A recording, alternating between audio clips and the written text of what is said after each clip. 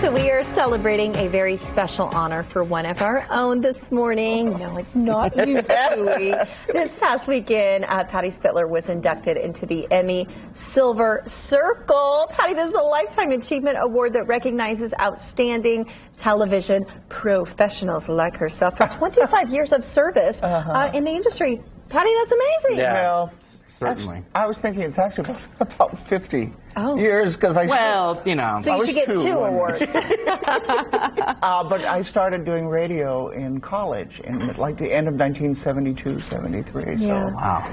And now I get to do good stories about pets and people. So how lucky am I? Thank you. Thank you. Thank you. Lucky. Recently, one of your beloved colleagues, Steve Schweitzer, who's insanely talented, sat down with Patty to reflect on her life and her career. Take a look. Okay. Patty Spitler, Lifetime Achievement Emmy. Congratulations. Yeah. What does that feel like? Woo! Well, first off, you know you're getting older when it's a lifetime achievement and not just for some one particular thing you've done. And I'm not done yet, so I want to make that clear. But it's an honor, obviously. I mean, I don't know what to say. Patty Spitler, speechless? Just as surprising, while growing up in Dayton, Ohio, she describes herself as a shy little girl.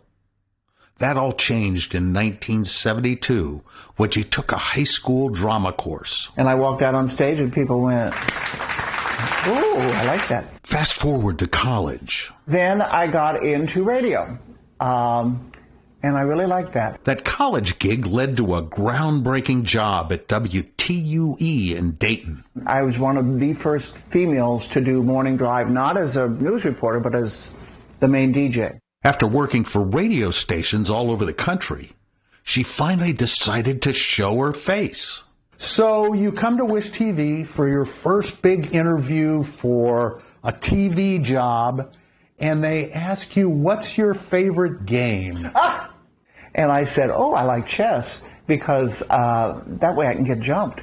And I remember them saying, oh, she'll never get the job now. But Bill Stow, the general manager at the time, said, oh, I like that.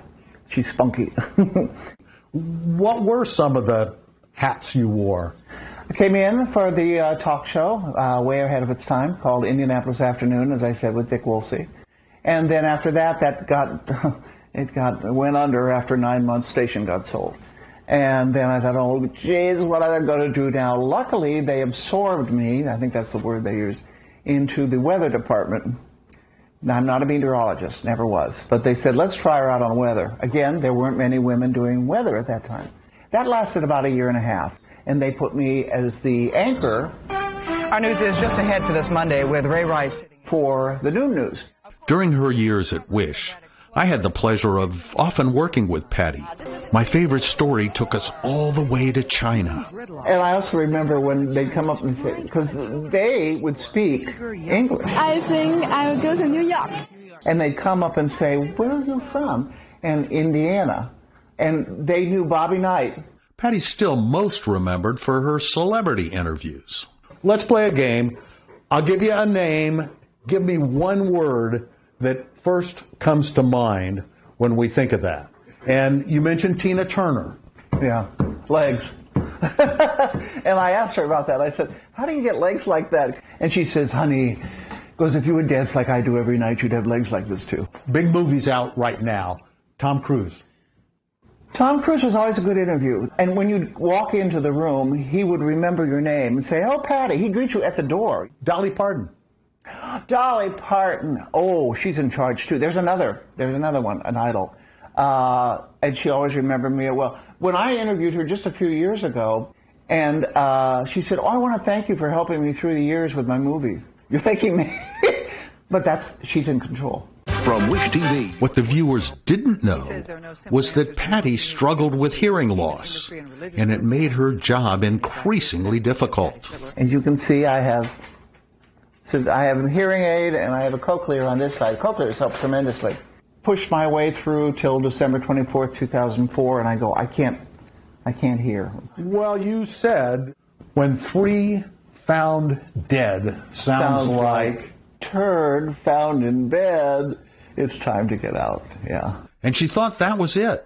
Her professional career was over. And then they came to me in 2009 and said, would you like to do a pet show? And I thought, well, that lasts about 6 months. And it's been over 14 years. Becoming an author is the latest chapter in her story. With the help of friend Rita Rose, she wrote The Dog Who Saved My Life. She describes it as an inspirational story written with honesty and humor. Golly, what's the next chapter? Keep doing what I love. I mean, I really love sharing information about people and pets in a positive way. Well, like they said about James Brown and Tina Turner, you are the hardest working woman in television. So keep up the good work. And once again, congratulations. This is a well-deserved recognition. It's amazing. I mean, congratulations, first of all. And you know that I read your book from start to finish and recognized so much of the interviews and what you were saying about those people. And it's just a special, special thing to know where you've been and what all you've done. And how lucky I am. I mean, they're not going to do that much anymore. I know. If they, you get to fly in and talk to people face to face. Oh, and here was the awards ceremony on Sunday. Did they have to take the mic away from you? Well, yeah, kind of. Jim Scheller, political reporter here for nearly 30 years, said, I think this is the first time two people from the same station were inducted in the same year. That was kind of cool. Thank you. Patty, quick question for you. Before you wrap. Is there anything you have not done in your career or somebody you have interviewed that you would still like to do? I wish I could talk to Robin Williams again. Oh, yeah. He was such a wonderful... Generally, comedians are a little difficult to talk to. Yeah. He was so gracious and so genuine, and we talk about Mrs. Doubtfire.